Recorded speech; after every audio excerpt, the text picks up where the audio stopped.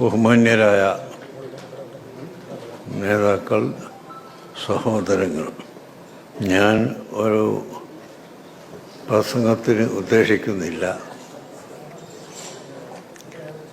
എന്നെ നമ്മുടെ പ്രവർത്തകന്മാർ വന്ന് കാണുമ്പോൾ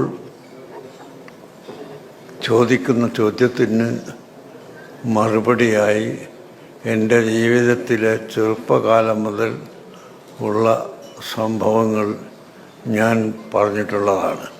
ചിലപ്പോൾ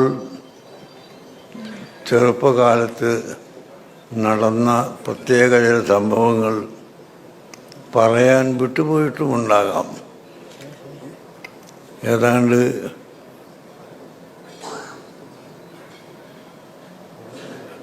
എൻ്റെ ഒരു 10 വയസ്സ് മുതൽ ഉള്ളതായിരിക്കാം ഞാൻ പറഞ്ഞിട്ടുണ്ടാവുക.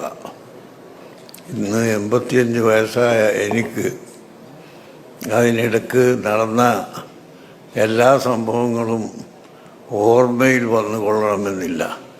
അങ്ങനെ ഓർമ്മയിൽ വന്നത് മാത്രം നമ്മുടെ സഹോദരന്മാർ, പ്രവർത്തകർ ചോദിക്കുമ്പോൾ പറഞ്ഞു കൊടുത്തു. അതിൽ എല്ലാവരും നേരത്തെ നാം കേട്ടതുപോലെ നമ്മുടെ ഭാവിക്ക് വേണ്ടി, നമ്മുടെ സമുദായത്തിൻ്റെ അല്ല, മൊത്തത്തിൽ സമൂഹത്തിന് ഗുണകരമായ കാര്യങ്ങൾ ചെയ്യുന്നതിൽ കഴിവിൻ്റെ പരമാവധി പരിശ്രമിക്കുകയും നിങ്ങളെപ്പോലുള്ള സഹോദരന്മാർ അതിനെ സഹായിക്കുകയും ചെയ്തതുകൊണ്ട് നമുക്ക് ലക്ഷ്യത്തിലേക്ക് എത്താൻ സാധിച്ചിട്ടുണ്ട്. അതിനാൽ പറഞ്ഞ് എഴുതിയ വസ്തുക്കളിൽ വല്ല വിശദീകരണവും ആവശ്യമാകുമ്പോൾ അതൊന്നും തർക്കവിതർക്കങ്ങൾക്ക് വിഷയീഭവിക്കാത്ത വിധത്തിൽ ആവശ്യമുള്ളത് ചോദിച്ച് മനസ്സിലാക്കണമെന്ന് മാത്രം ഞാൻ നിങ്ങളോട് ഓർമ്മപ്പെടുത്തുകയാണ്.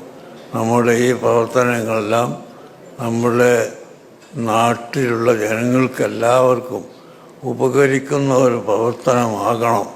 അല്ലാതെ പ്രത്യേകിച്ച് നമ്മൾ കേരളത്തിലാണ് ജീവിക്കുന്നത്.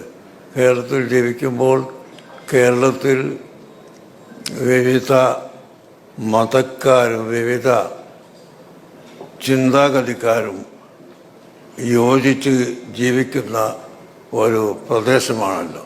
ആ യോജിപ്പ് കൂടുതൽ ശക്തിപ്പെടുത്തുകയും ഭദ്രമാക്കുകയും ഭാവിയിലും നമ്മുടെ രാജ്യത്തെ വൈദേശികർക്കോ മറ്റാർക്കെങ്കിലും വന്ന് ഒറ്റിക്കൊടുക്കാൻ സാധിക്കാത്ത വിധം നാം ഐക്യജീവിതത്തിലൂടെ സന്തോഷത്തിൻ്റെ സത്യത്തിലുള്ള യോജിപ്പോടുകൂടി ജീവിക്കുകയും അതിനുവേണ്ടി പ്രവർത്തിക്കുകയും ചെയ്യണമെന്ന് മാത്രം നിങ്ങളോട് ഉത്ബോധിപ്പിച്ചുകൊണ്ട് ഞാൻ എൻ്റെ വാക്കുകൾ നിർത്തുന്നു.